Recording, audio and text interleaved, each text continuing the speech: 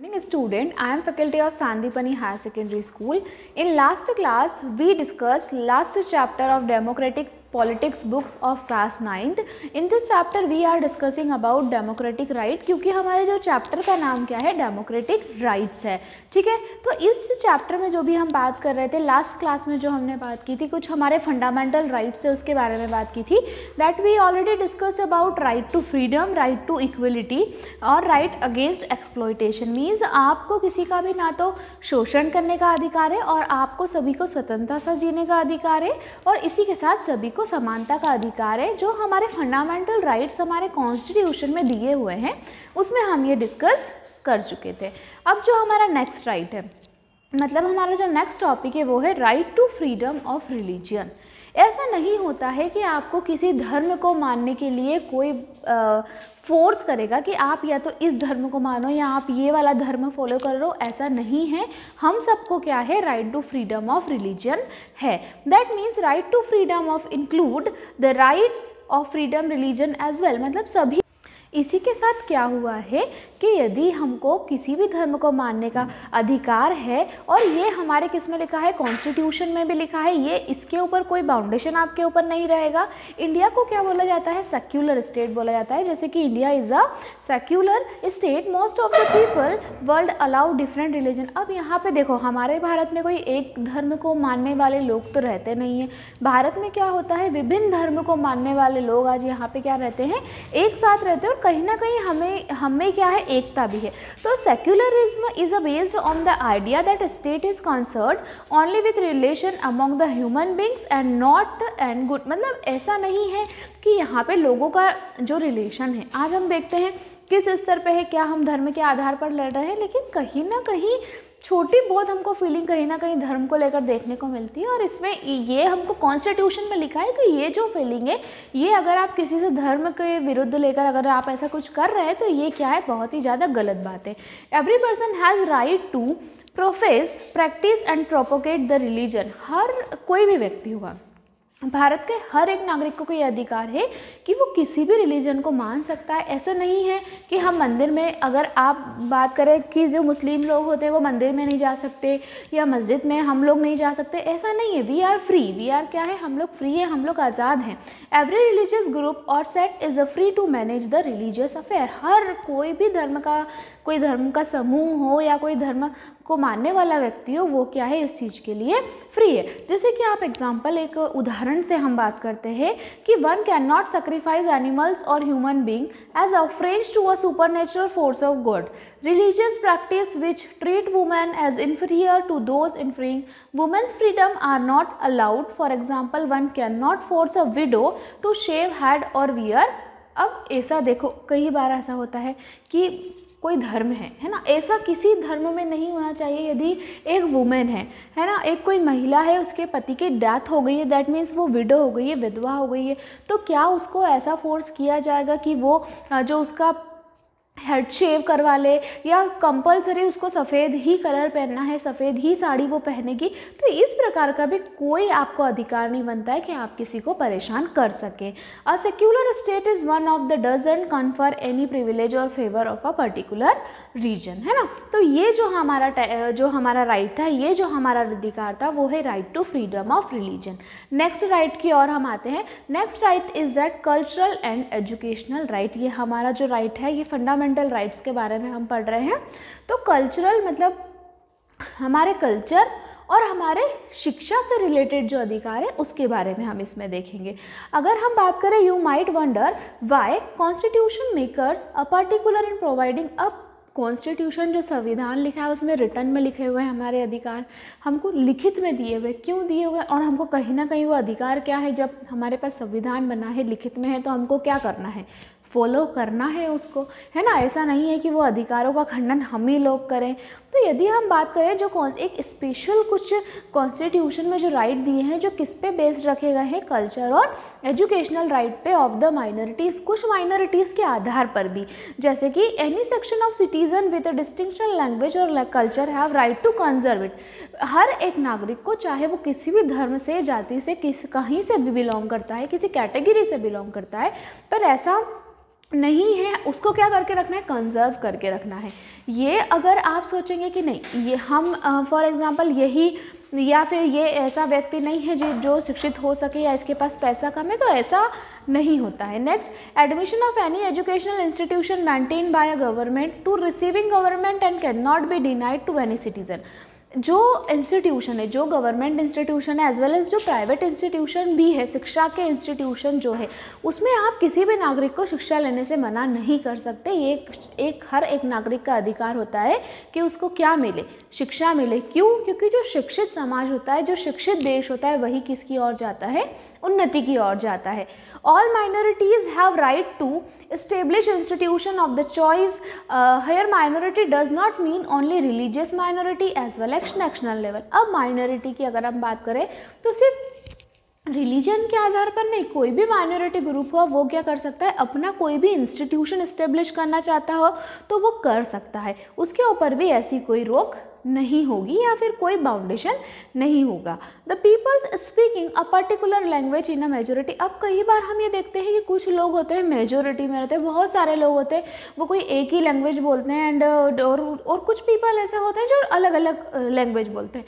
तो कहीं ना कहीं ये होता है, ऐसे मेजोरिटी भी नहीं। अगर आप सामने वाले को समझ में नहीं आ रही है तो कहीं ना कहीं हम यूज़ कर सकते हैं, एज ए लैंग्वेज भी हम यूज़ कर सकते हैं। जैसे एग्जाम्पल आप देखें, Telugu speaking people form majority in Andhra Pradesh. आप आंध्र प्रदेश में यदि देखेंगे तो अधिकतर लोग वहाँ पे कौन सी लैंग्वेज यूज़ करते हैं, तेलुगु लैंग्वेज यूज़ करते हैं। But they are see minority in the neighbouring state. लेकिन वहीं आप माइनॉरिटी अगर देखेंगे कर्नाटका में, जो कि हमारी क्या है, नेबरिंग स्टेट है, उसमें हम ये देख सकते हैं कि Sikh constitute a majority in Punjab. वहाँ पे सिख की मेजोरिटी आपको कहाँ देखने को मिलती है, पंजाब में देखने को मिलती है। But they are minority in Rajasthan. बट वहीं यदि आप देखो माइनॉरिटी आपको देखने को मिलेगी राजस्थान में, हरियाणा में और उसी के साथ दिल्ली में। तो हम जो नेक्स्ट बात करते हैं वो ये है कि हम हमारे राइट को सिक्योर कैसे कर सकते हैं। मतलब अगर हमारे पास अधिकार है तो हम हमारे अधिकारों को बचाकर कैसे रख सकते हैं। If the rights are like guarantee, अगर आप बात करते हैं तो राइट है मतलब अधिकार है कि ये तो गारंटी है कि हमारे ये सारे अधिकार है और हमारे अधिकार रहेंगे। They are no use if they are no to honour of them. The fundamental right in the constitution are important because they are enforceable. कहीं ना कहीं जो फंडामेंटल राइट जो हमको संविधान के द्वारा दिए गए हैं वो हमारे लिए बहुत ज़्यादा महत्वपूर्ण होते हैं, क्योंकि वो हमारे इजी लाइफ जीने में हमारी मदद करते हैं और हमें सभी प्रकार के राइट्स क्या करते हैं, प्रोवाइड करते हैं, है ना। अब यदि इसी के साथ हमारी कुछ होती है राइट टू कॉन्स्टिट्यूशनल रेमेडीज़। कुछ रेमेडीज़ भी होती है, ऐसा नहीं होता, हर चीज़ में कुछ ना कुछ रेमेडीज़ होती है। The right makes other right effective. It is possible that sometimes our right may be वॉलेटेड the fellow citizen. अगर हम किसी के राइट की, किसी के अधिकार की सुरक्षा तभी कर सकते हैं जब हम अपने अधिकारों का पालन सही तरीके से करते हैं, मतलब गलत तरीके से नहीं कर सकते हैं।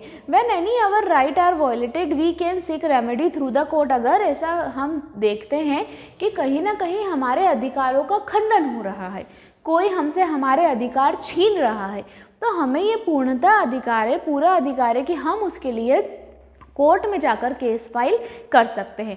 Fundamental rights are guaranteed against the action of legislature. कहीं ना कहीं जो फंडामेंटल राइट है वो हम उसको ऐसा बोल सकते हैं कि ये एक्शन है लेजिस्लेचर की, है ना। और उसी के साथ दैट अब लेजिस्लेचर हुआ, एग्जीक्यूटिव हुआ और इसमें अदर हमारी अथॉरिटीज़, इंस्टीट्यूट जो कि गवर्नमेंट चलाते हैं, ये सभी आ जाते हैं।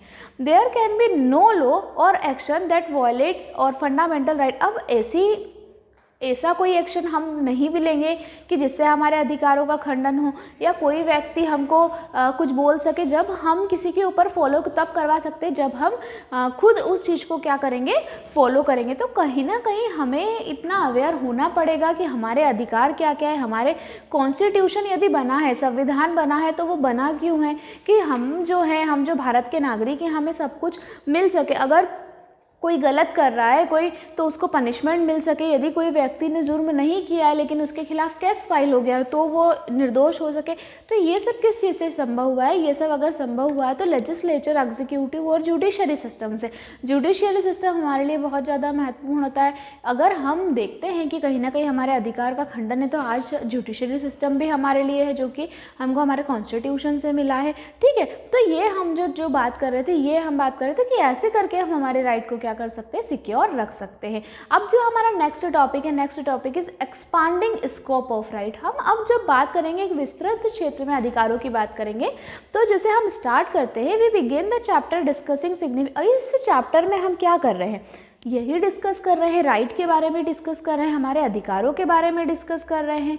In much the chapter we have focus, इस चैप्टर में यदि हम देखें ये जो चैप्टर है हमारा, इसमें मेनली जो फोकस किया गया है वो किस पे फोकस था, हमारे फंडामेंटल राइट पे, जो कि हमें किसने दिए हैं, हमारे कॉन्स्टिट्यूशन ने दिए हैं।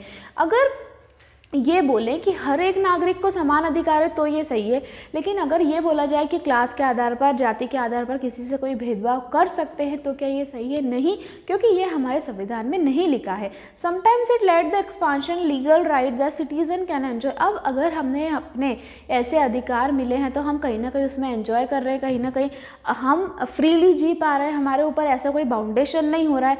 Certain life like right to freedom, अब बहुत सारे हमारे राइट है, हमें आज़ादी का अधिकार है, हमें बोलने का अधिकार है, हमें शिक्षा का अधिकार है, हमें कोई अशिक्षित नहीं रख सकता है, हमें कोई इन्फॉर्मेशन जाननी है, हमें उसका अधिकार है। Now school education has become a right of for Indian citizen. आज हम बात करें, स्कूल एजुकेशन भी एक अधिकार है हर एक नागरिक के लिए। The government are responsible to free and compulsory. तो अगर अधिकार है शिक्षा का, तो कहीं ना कहीं इसकी जिम्मेदारी किसको लेना होगी, और कौन लेता है इसकी जिम्मेदारी? गवर्नमेंट लेती है, सरकार लेती है। मतलब वहाँ पे सरकार की रिस्पॉन्सिबिलिटी है कि जो लोग या जो बच्चे एजुकेशन लेने में सक्षम नहीं हैं, तो उसको सरकार क्या करे, फ्री एजुकेशन प्रोवाइड करे और कंपलसरी एजुकेशन प्रोवाइड करे, ताकि जो हमारे देश का फ्यूचर है वो क्या हो सके, सेफ हो सके। अब ये भी बात है, उसके साथ एक बात और ध्यान में रखी गई है कि जो 14 साल से, जो 14 ईयर्स अगर अपन बात करें एजुकेशन, 14 साल से कम 14 साल तक बच्चों को क्या दी जाए, फ्री और कंपलसरी एजुकेशन दी जाए। Parliament has enacted law giving the right information to a citizen, same as that like that. ये जो एक एक्ट बनाया गया था, fundamental right to freedom thought express, मतलब आपको राइट है, आपको अधिकार है, आप आपके विचार व्यक्त कर सकते हैं, आप जो चीज़ बोलना चाहे आप वो बोल सकते हैं, उसके लिए आपके ऊपर कोई बाउंडेशन नहीं होगा। We have right to seek information from the government offices. हम अगर इन्फॉर्मेशन निकालना चाहते हैं गवर्नमेंट ऑफिसेस से तो भी हम निकाल सकते हैं। ये सारे हमारे क्या है, फंडामेंटल राइट है, जो कि हमको कॉन्स्टिट्यूशन ने दिए हुए हैं, विच में नॉट अ फंडामेंटल राइट। जैसे कि हम बोले एग्जाम्पल के तौर पे हम बात करते हैं, ठीक है, right to property, it's not a fundamental right. क्या आपको प्रॉपर्टी का अधिकार है? क्या ये फंडामेंटल राइट नहीं है?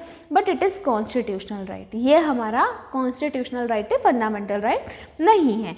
Right to vote is an election is an important constitutional right. यदि हम संवैधानिक अधिकार की बात करते हैं तो सबसे बड़ा जो अधिकार है वो है हमारा राइट टू वोट। हमें वोट करने का अधिकार है। हमारा जो रूलिंग पार्टी है, जो हमारे ऊपर शासन करने वाली है, जो गवर्नमेंट है, हम खुद चुन सकते हैं, हमको कोई फोर्स करके नहीं बोलेगा कि आप इसको वोट करो। और अगर बोलेगा भी तो नहीं, बिकॉज हम भारत के नागरिक हैं, हम डेमोक्रेटिक कंट्री में रहते हैं, तो हमारे राइट्स हमको पता है। सम सिटीजन या sometimes the expansion take place which is called a human right. कुछ समय ऐसा होता है जो राइट्स होते हैं, एक्सपांशन होता है, टेक प्लेस, वो क्या कहलाता है, हमारा ह्यूमन राइट कहलाता है। This are universal moral claim, एक ये यूनिवर्सल मोरल क्लेम है कहीं ना कहीं, that may or may not have recognised by a law in the sense of claims are not right going. Claim को कोई आप राइट नहीं बोल सकते हो, है ना, अधिकार नहीं बोल सकते हो। बट हाँ, ये है कि यदि कुछ आपके अधिकारों का खंडन हो रहा है, कहीं ना कहीं आपको समस्या आ रही है, तो आप उसका क्या कर सकते हो, विरोध कर सकते हो, उसके लिए आप एक्शन ले सकते हो। So thus the scope of right has been expanding and new rights are over time. अब कंटिन्यू ये जो राइट्स है, ये हमारे अधिकार है, धीरे धीरे इसका क्षेत्र भी विस्तृत होते जा रहा है, लोग धीरे धीरे एजुकेटेड होते जा रहे हैं, लिटरेट होते जा रहे हैं, तो समझते जा रहे हैं कि क्या क्या हमारे राइट है, क्या क्या हमारे अधिकार है। New rights emerge as a society develop and new constitution are made. The constitution of South Africa guarantee citizen in several kind of. तो साउथ अफ्रीका का यदि हम कॉन्स्टिट्यूशन देखते हैं तो उसमें बहुत सारे ऐसे न्यू राइट है, जैसे कि right to privacy so that the citizen their home can not be searched. आप किसी भी व्यक्ति का घर सर्च नहीं कर सकते, प्राइवेसी का सभी को अधिकार है। ये हम बात कर रहे हैं साउथ अफ्रीका की, क्योंकि ये जो है कुछ कॉन्स्टिट्यूशन में साउथ अफ्रीका के इसमें लिखा है। Next, right to environment that it is not harmful to their health well as being. आपको इन्वायरमेंट को क्लीन रखना पड़ेगा, ये आपका क्या है, अधिकार है। Right to have access health care service, ज़्यादा से ज़्यादा हेल्थ केयर सर्विस जो है उसको एक्सेस करना है, उसको बढ़ाना है, अधिकार है आपको। उसके बाद कम्युनिकेशन का रिलेटेड हुआ राइट टू प्राइवेसी, आप किसी से टेलीफोन से या कम्युनिकेशन से या किसी से भी आप किसी का पर्सनल चीज़ें सर्च नहीं कर सकते हैं। And there communication can not be open, और नहीं आप किसी का कम्युनिकेशन ओपन कर सकते हैं, ऐसा कोई अधिकार आपको क्या है, नहीं है। आप इस तरीके की कोई हरकत नहीं कर सकते हैं। और उसी के साथ आप आपको इन्वायरमेंट को सेव रखेंगे, ये आपका साउथ अफ्रीका के कॉन्स्टिट्यूशन में लिखा हुआ है, ठीक है। और उसी के साथ right to access health care, ऐसी हेल्थ केयर सर्विस प्रोवाइड करना लोगों को, ये भी एक आपका अधिकार है। Many peoples think that right to work, बहुत सारे लोग ये भी सोचते हैं कि right to work, right to health और राइट टू मिनिमम लिवलीहुड जो होता है हमारा वो, and that made fundamental right, ये सब मिलके क्या बनाते हैं, फंडामेंटल बनाते हैं। और इंडिया में तो हमने देखा है कि हमको कुछ फंडामेंटल जो हमारे अधिकार है उसके बारे में हम क्या कर चुके हैं, देख चुके हैं। हम 6 फंडामेंटल फंडामेंटल जो हमारे राइट है वो इस चैप्टर में पढ़ चुके हैं। So in this chapter what we discussed about right. हमारे चैप्टर का नाम था अधिकार, तो हमने इस चैप्टर में जो अधिकार पढ़ा बहुत ही विस्तृत फॉर्म में पढ़ा। कैसे पढ़ा, बहुत ही एक्सपांडेड फॉर्म में पढ़ा। पहले तो हमने ये देखे राइट्स क्या होते हैं, अधिकार क्या होते हैं, राइट्स हमारे लिए क्यों ज़रूरी होते हैं। उसके बाद हमने ये देखा कि हमारे फंडामेंटल राइट्स क्या हैं। फिर हमने देखा हम हमारे राइट्स को कैसे सिक्योर रख सकते हैं, ठीक है। हम क्या ऐसा करें कि हम हमारे राइट जो है, जो हमारे अधिकार है वो क्या हो जाए, सिक्योर हो जाए, मतलब सुरक्षित हो जाए। ऐसा ना हो कि हमारे अधिकार हमसे कोई छीने, तो हमें समझ में आना चाहिए। उसके बाद जो लास्ट टॉपिक देखा वो देखा था हमने expanding scope of right. So this topic is completed as well as the chapter is also completed. Thank you so much.